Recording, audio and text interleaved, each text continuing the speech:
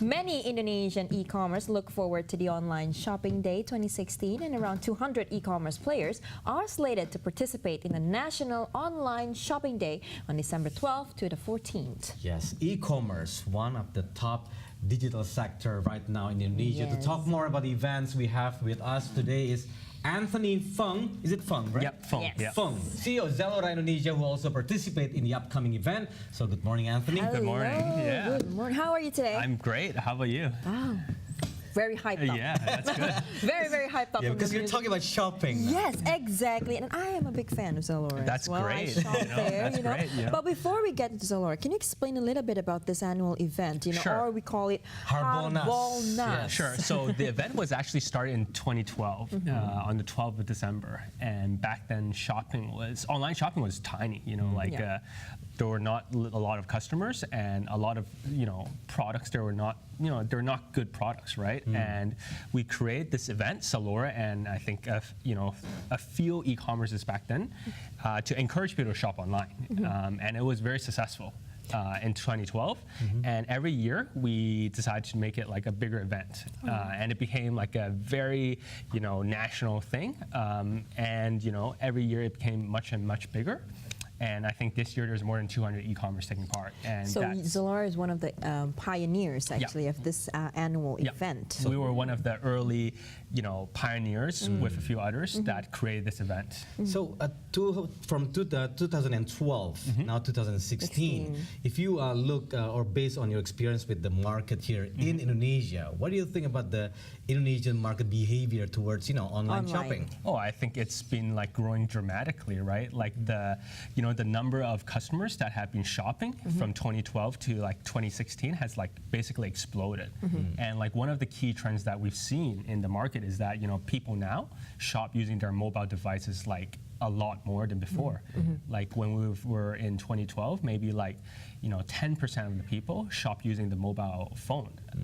Today, actually, like 70% of our transactions happen on our app, and then another like 15% happen on like the mobile browser, right? So Indonesia is a very mobile-driven like e-commerce like world. Would you say that Indonesia is one of the leading groups, though, in Asia or Southeast Asia when it comes So to in e-commerce? Southeast Asia, it's definitely one of the the biggest and the leading countries, right? Obviously, you've got the China, which is like like 100 times bigger than Indonesia because they started like 15 years earlier than Indonesia. But in Asian, like Southeast Asia, for sure, Indonesia is leading the pack in terms of e-commerce, like competition or supply and number of people, right?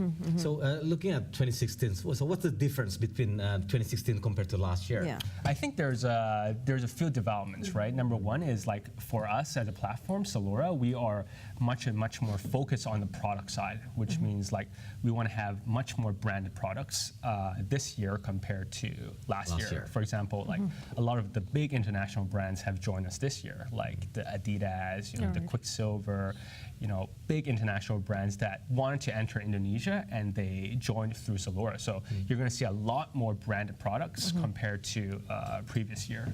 But you've had a lot of some sort of events as well, or programs. You had the Black Friday, and then you had the 11th of November. Was it the Single Day? Now, what is the difference though with that? So the 12/12 National Online Shopping Day, her bonus is like a different scale compared to like let's say 11/11. It's like much bigger, right? Like the 11/11 was Singles Day was originally from China that spread around the world, but the heart bonus is actually like a truly Indonesia and Southeast Asia originated event, and the amount of scale, the amount of hype, the amount of participants in the event is like a different beast compared to like Cyber Monday. So okay, speaking about beast, how have you prepared for this, especially to face all the demand and exploded market in terms of the annual thing, the big annual thing? Sure. So like for us, it's number one, it's all about the products and the deals, right? Like we've been working since like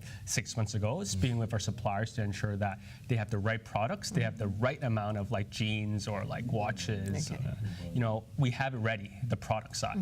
And then we, from the customer experience, we definitely don't want to upset the customers who order that day because 40% of the customers usually who shop during our bonus are usually new customers. And a lot of them are first-time e-commerce shoppers. So if they have bad experience the They're first not gonna time, go in again. they don't want to shop online anymore, right? So we don't want to like ruin the industry, right?